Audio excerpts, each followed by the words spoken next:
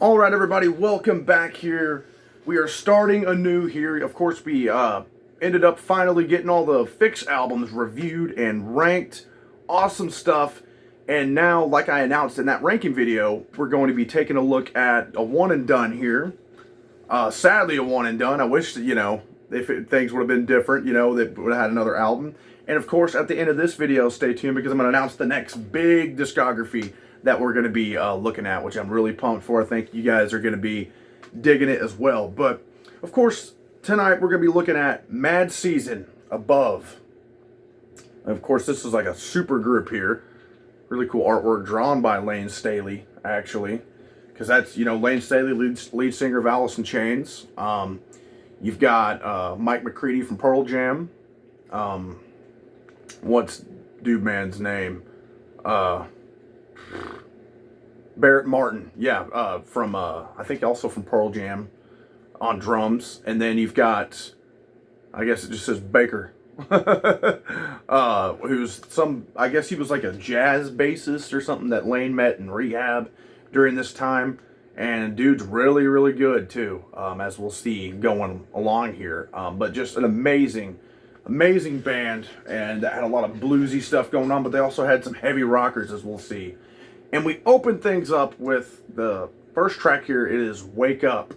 Very kind of slow, kind of, but kind of bluesy track. And, the lyrics, they're really haunting, Layne kind of talking about slow suicides, no way to go, talking about kind of his slow death, with using heroin and stuff. Really, really sad stuff, but really, really good song. It's got a really awesome guitar solo from Mike McCready that's just bluesy as all hell. I love that, it feels so much different than the supergroup members' respective bands, Alice in Chains, Pearl Jam, and all that. It's way different than them. So, Wake Up is a very, very good song. Really cool way to kind of show what these guys are about right off the bat. Then we've got X-Ray Mind. Really cool, and that I often forget just how good it is. It's got a really cool intro thing going on, and then like a really bombastic kind of intro, and then you get this really cool you get these really cool kind of melodies going on during the verses in particular. And I love the chorus. Layne really gets to belt it out and everything. And just another awesome bluesy kind of solo going on from Mike McCready. So this one, it's a little bit heavier and a little bit more fast-paced than the first track. But it also, it still has those bluesy kind of elements in it. Track number 3 just might be my favorite off here. One of my favorite songs of all time period. Just really powerful stuff. River of Deceit. Man, that is a beautiful song. Very haunting song yet again by these guys. And, just very... It's got kind of a chill vibe as well. And just a really clean sound and beautiful vocals from Layne Staley.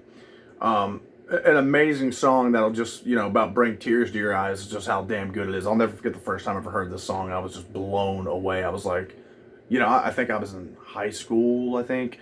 And I was like, man, where have I been?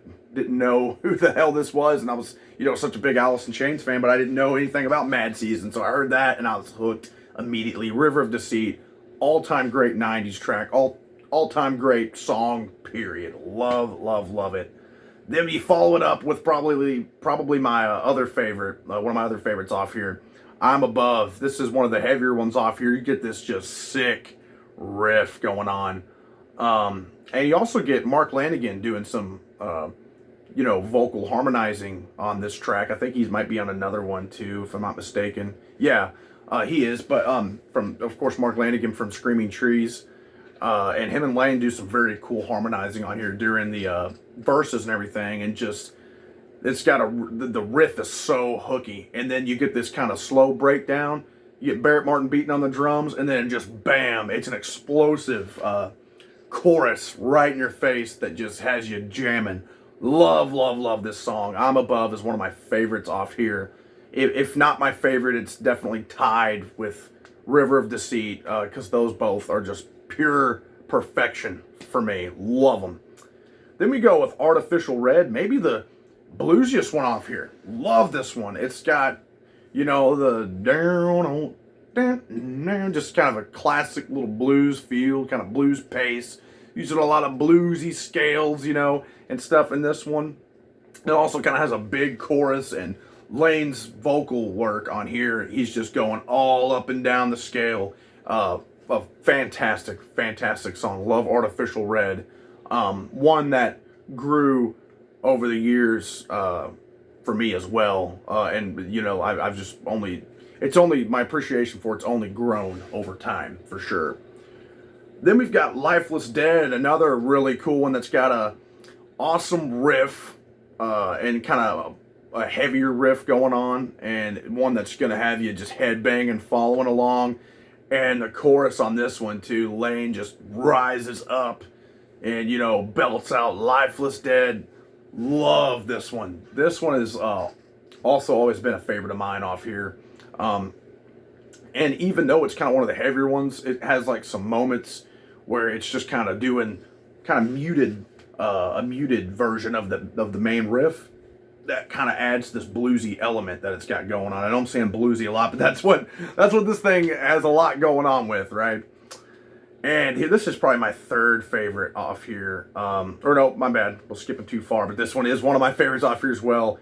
I Don't Know Anything. Sick riff. Might be the heaviest off here. And it's just got this nasty bending riff, just distorted riff going on here. And the way Lane's vocals on this one kind of just, it's almost like spoken, but in a way, and then it kind of builds up a little bit. Very, very cool song. I Don't Know Anything is, I know the song's damn good. I know that, but I mean, it's that good of a track that it's also one of my favorites off here for sure. And like I said, really the heaviest ones off here, you kind of got, I Don't Know Anything, Lifeless Dead, and I'm Above are some of the heavier ones off here. Those three right there. And they're all some of the best for sure. Then we go with track number 8 being Long Gone Day. This one might be the bluesiest off here. That one and Artificial Red. This one's even got a little bit of a jazz vibe going on in it. You've got some saxophone going on at some moments. You've got also Mark Lanegan again hopping in here on doing some, really not even some harmonizing exactly. I mean, they do that. Him and Lane do, but he's also singing the main part of the verses, and then him and Lane kind of trade off vocal work, which is really cool. And just the jazzy kind of feel on this one. The bass, you can hear that big, tall, orchestral bass that dude Barrett's playing, and just thumping along. And fantastic track. Especially, I love the live version. If you guys have ever seen like the DVD of these guys playing, one of their only few live shows or whatever, it's on YouTube. You can watch the whole thing. And that the version of Long Gone Day on there is fan-freaking-tastic. Then we go to track number 9 with November Hotel, and I can easily say it's my least favorite and probably the least memorable off here. It's not one I've ever come back to, but as much, but it is a solid track. I mean, you're not getting anything bad off here, right? But it's one that just about every time I go back and listen to the album, I kind of forget what it's like. But it's got some cool, moments and everything in it. Some cool time signatures, stuff like that. But it really isn't one of my favorites by any means off here. And definitely my least favorite off of this album. Then we close it, track number 10, with a very haunting track yet again, All Alone, that just has a very soft, peaceful, really beautiful sound to it. Very clean. And and I love just the effect that the guitar has kind of going on it, almost kind of a wall kind of effect, but again much cleaner during, and softer during the verses, and it's just a fantastic closer. I think really you could even swap All Alone and Wake Up.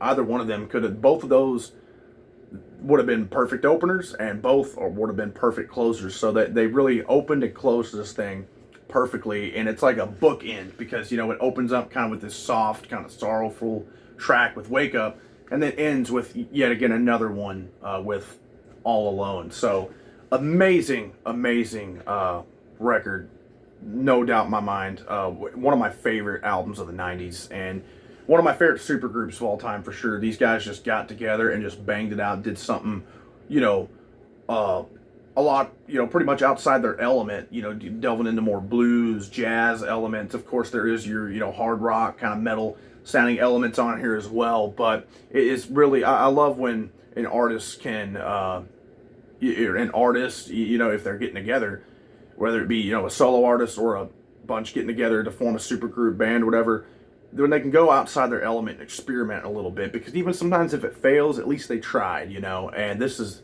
absolutely not a failure. This is a top tier album that is a must own. I can't stress it enough. Love Mad Season above.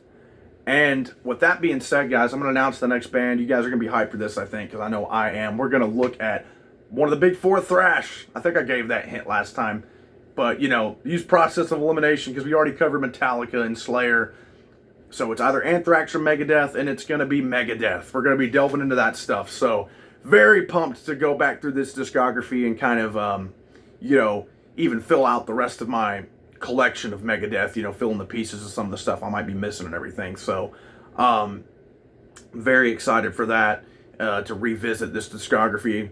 Yet again, I've put off listening to them for a while because I've been knowing that I'm going to go into this next album review series. So stay tuned for that, guys. I really want to hear your guys' thoughts on this album, if you have heard it, if not, if you even knew it existed, right? Because like I didn't in high school, didn't know anything until, my uncle told me about them. So would love to hear your guys' thoughts on Mad Season, and you can talk about even Alice in Chains down there, Pearl Jam, some of the, some of that stuff down there as well. So just awesome album. Love this, and I'm super hyped to see also your guys' thoughts coming up on the Megadeth album review series. So that's right, the next album we'll be reviewing is Megadeth's debut LP. We're talking about Killing Is My Business and Business Is Good. So stay tuned for that, guys. Like, subscribe, and comment. Thanks.